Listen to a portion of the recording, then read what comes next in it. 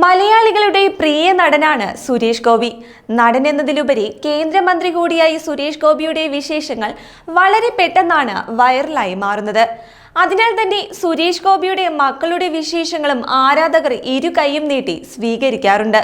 കൂട്ടത്തിൽ പൃഥ്വിരാജ് എന്ന ലേബലിൽ അറിയപ്പെടുന്നയാളാണ് സുരേഷ് ഗോപിയുടെ ഇളയ മകനും നടനുമായ മാധവ് സുരേഷ്.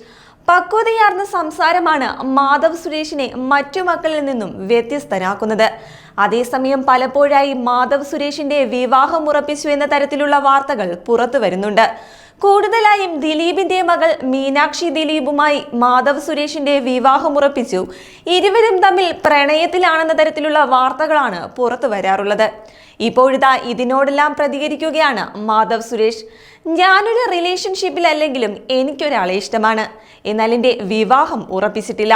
അതിൻ്റെ പ്രായവും പക്വതയും തനിക്ക് എത്തിയിട്ടില്ലെന്നും സമാധാനവും സ്റ്റെബിലിറ്റിയും വരുന്നൊരു സമയത്ത് ഒരു പങ്കാളിയെ ഏറ്റെടുക്കേണ്ടി വന്നാൽ ആ സമയത്ത് ആലോചിക്കേണ്ട കാര്യമാണ് ഇതൊക്കെയെന്നും മാധവ് പറയുന്നു. കൂടാതെ ഞാനിന്നൊരു കരിയറിലേക്ക് കടക്കുന്നയാളാണ്.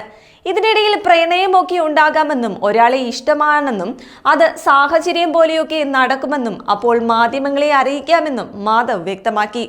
അതേസമയം മീനാക്ഷി തന്റെ അടുത്ത സുഹൃത്താണെന്നും ഒരേ കാഴ്ചപ്പാടുള്ളവരാണെന്നും പെരുമാറ്റവും സംസാര രീതിയും ഒക്കെ ഒരേപോലെയാണെന്നും മാധവ് പറയുന്നു.